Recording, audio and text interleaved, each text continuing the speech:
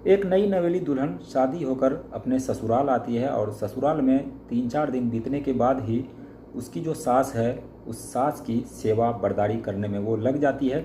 जब भी घर में कोई नहीं होता तो वो बहू जो है वो अपने सास की सेवा में लग जाती है। एक दिन ऐसा ही होता है कि जो बहू है अपने सास की सेवा कर रही थी और तेल लेकर उसकी मालिश कर रही थी, और मालिश करते करते वो जो बहू है अपने सास के स्तन पर और उसके प्राइवेट पार्ट पर हाथ फेरने लगती है, जिससे उसकी जो सास थी जो कि अभी नींद में थी उसकी आंख खुलती है और देखती है कि उसके साथ जो उसकी बहू है गलत हरकतें करती है।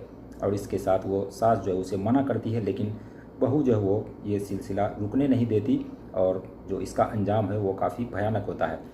नमस्कार, मैं खुर्शीद आलम और आप देखना शुरू कर चुके हैं रियल क्राइम हिस्ट्री। आज की जो ये रियल क्राइम हिस्ट्री है वो वाकई अगर आप सुनेंगे तो दंग रह जाएंगे कि आखिर एक महिला जो है वो दूसरी महिला पर कैसे फिदा हो सकती है, वो भी अपने होने वाली सास पर। दोस्तों, कहानी में आगे बढ़ूं उससे पहले एक ही रिक्वेस्ट रहती है आप सभी से। ये चैनल हमारा भले ही नया है, लेकिन जो इस पर कहानी आपको सुनने को मिलेगी वो रियल क्राइम हिस्ट्री होगी और कि जो घटनाएं सच में घट चुकी है उसी घटनाओं को लेकर मैं इस चैनल पर आता हूं। और मेरा दूसरा चैनल भी आप चाहें तो उस चैनल पर भी जा सकते हैं, लिंक इस वीडियो के डिस्क्रिप्शन में दे रहा हूँ। चलिए बिना देरी की कहानी के शुरू करते हैं। और कहानी की शुरुआत होती है दिल्ली में। एक जगह है जिसका नाम भजनपुरा है। तो भजनपुरा में एक परिवार रहा करता था जिसमें रामपाल और उसकी पत्नी मालती रहा करती थी। रामपाल और जो मालती है उसकी पत्नी, इन दोनों की उम्र करीब करीब जो है वो 40 के पार हो चुकी थी। और इसके 3 बच्चे थे जिसमें 2 लड़की और 1 लड़का। लड़की दोनों की शादी हो चुकी थी और लड़का अभी कुंवारा था। अब जब लड़के की शादी की उम्र आती है, करीब उसकी उम्र जब 24-25 साल होती है, तो इसके जो माता पिता हैं वो लड़की देखना शुरू करते हैं। लेकिन उससे पहले ये बता दूं कि ये जो लड़का है वो नाकारा था, किसी भी काम का नहीं था और कोई भी काम नहीं करता, बल्कि दिन भर वो इधर उधर घूमता फिरता रहता था और कोई भी काम नहीं करता था। तो उसके घर वालों ने सोचा, रामपाल और मालती ने सोचा कि क्यों ना इसकी शादी कर दी जाए। हो सकता है कि शादी के बाद ये सुधर जाए और कुछ काम वगैरह जो करने लगे। यही होता है। रामपाल और मालती ये दोनों लड़की की तलाश में इधर उधर ढूंढती है। आखिरकार उसे एक सुंदर और सुशील बहू जो है वो मिल भी जाती है। लड़की दिखने में काफ़ी हॉट, काफ़ी बोल्ड और काफ़ी अच्छी थी, खूबसूरत थी। इन दोनों को वो पसंद आ जाती है। अपने बेटे के लिए वो बिल्कुल उसके बेटे के लायक थी। अब शादी की तैयारी की जाती है। शादी की बातचीत फाइनल होने के बाद तैयारी शुरू होती है और शादी हो जाती है। तो दोनों की शादी करा दी जाती है। लड़के का नाम अविनाश था। अविनाश से उस लड़की की शादी हो जाती है और शादी लेकर दूल्हा जो है अपने दुल्हन को घर आता है। अब जो भी रस्म है वो पूरी की जाती है। शादी वाला दिन जो है वो जितने भी मेहमान थे जो नज़दीकी थे वो चले गए और जो बाहर वाले थे वो रुक गए। अब जब शाम ढलती है, सब जो घर के लोग जो है वो सब खाना पीना खाते हैं, अपने अपने कमरे में अपने अपने बिस्तर पर चले जाते हैं। अब दुल्हन जो है उधर अपने कमरे में इंतज़ार कर रही थी अपने पति का।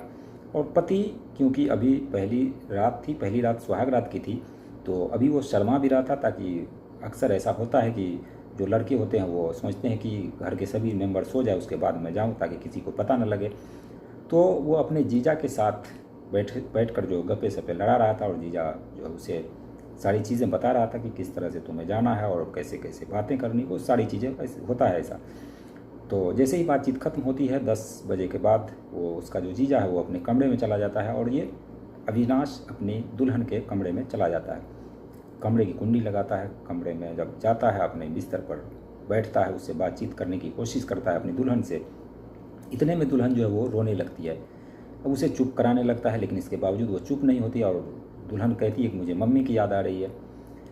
तो अविनाश जो है वो सोचता है कि हो सकता है कि अभी पहली बार जो है वो अपने ससुराल आई है तो उसे मम्मी की याद सता रही होगी। तो दुल्हन जो कहती है कि अपने मम्मी को बुला दो, यानी कि मेरी सास को बुला दो, मुझे जो मम्मी की बहुत याद आ रही है।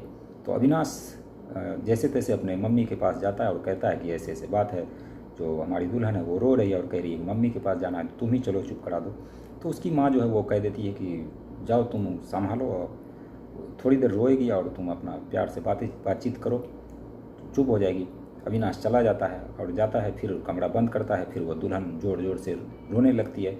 अब अविनाश को ये बर्दाश्त नहीं होता, तो फिर वो अपने मम्मी के पास जाता है और कहता है कि मम्मी चलो वहाँ, जो बहुत ज़्यादा रो रही है। तो मम्मी उठकर आती है आखिरकार, और उस रात जो मम्मी है वो अपने बहू को समझाते बुझाते हुए वहीं पर वो आंख लग जाता है, वो सो जाती है। अविनाश बाहर सो जाता है। अब अगला दिन आता है, अगला दिन भी ऐसे ही होता है। अब अविनाश और जो इसकी बहू है, वाइफ है, उसके साथ कोई भी किसी तरह का कोई संबंध नहीं बनता। अब 2-3 दिन गुजरने के बाद ये जो लड़की अपने मैके जाती है, जैसा कि रस्म और रिवाज है, उस रिवाज के हिसाब से अपने मैके जाती है। मैके में 2-3 दिन रहने के बाद फिर आप वापस जो है दूल्हा अपने दुल्हन को लेकर घर आ जाता है। अब यहाँ से एक नया मोड़ आता है। अब जो ये अपने दुल्हन को घर ले गया आया, फिर सारे लोग फ्री हो गए। अब अविनाश अपनी पत्नी के साथ रहने लगा, लेकिन पत्नी का दिल अविनाश पर था नहीं, वो जैसे तैसे उसके साथ गुजारती थी। अब जब ये लोग जो अपने बेटा और बाप ये दोनों जो है अपने घर से चले जाते थे काम के लिए, तो दिन में घर पर कोई नहीं होता।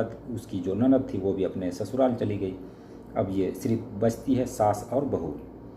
तो यहाँ से बहू का जो ड्रामा शुरू होता है वो ये है कि बहू अपने सास की सेवा बर्दारी करने में लग जाती है और उसकी खूब सेवा करती है। और सेवा करते करते रोज़ाना इस तरह का वो उसके हाथ पैर दबाना और उसकी मालिश करना, इस तरह के काम जो वो रोज़ाना करने लगी। अब जब घर पर कोई नहीं होता तो बहू जाती, तेल लेकर अपनी सास की मालिश करती और मालिश करते करते उसके जो प्राइवेट पार्ट है उसको टच करने लगती, उसके जो स्तन है उसको छूने लगती, सहलाने लगती, जिस पर वो जो उसकी सास है वो कहने लगती कि बहू ये क्या हरकत है, तुम्हारी शादी हुई है, तुम्हारे पति है और इसके बावजूद तुम इस तरह की हरकतें कर रही हो, ये ठीक नहीं है। लेकिन इसके बावजूद जो दुल्हन है वो मानने को तैयार नहीं और उसके साथ लगातार इस तरह की हरकतें करी जा रही थी। अब जो दुल्हन है वो अपने मोबाइल में गंदी गंदी फिल्में निकाल कर अपने सास को दिखाती और दोनों सास और बहू दोनों घर में रहती। अब सास करे तो क्या करे, क्योंकि ये जो दुल्हन है ये एक तरह की धमकी भी उस अपने सास को दे रही थी कि अगर तुम किसी से कहोगी तो मैं ये सारा भेद खोल दूंगी और तुम्हारी जान को भी खतरा हो सकता है। अब सास डर जाती है। अब सास और बहू में ये सारी चीज़ें जो वो वीडियो देखी जाती है और उसी तरह से उसके साथ वो हरकतें करती जा रही थी। लेकिन सास की क्योंकि उम्र हो चली थी और सास के अभी पति जो है वो थे, तो ये चीज़ें जो उसको अच्छी नहीं लगती थी और उसे लगता था कि मेरे बेटे के साथ ये क्या हो गया, और इतनी अच्छी बहू मैंने ढूंढ कर लाई थी और बहू जो है वो जिसे अपने पति में नहीं बल्कि अपने सासू माँ में या फिर किसी औरत में इंटरेस्ट आ गया है।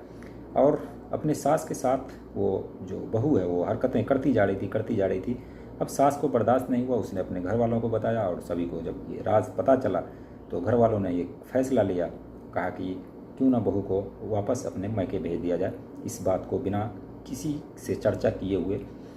और यही होता है, धीरे धीरे वक्त बीतता है। अब जब ये जो बहू है इसको वापस अपने मैके जो भेज देता है, मैके भेजने के बाद उसे वापस अभी तक लाता ही नहीं है, क्योंकि उसकी हरकतें जो थी वो मर्दों में इंटरेस्ट नहीं थी बल्कि उसकी औरत में थी। और औरत में भी अपने सास के साथ इस तरह से करे, ये एक सभ्य समाज के लिए बर्दाश्त के काबिल नहीं था।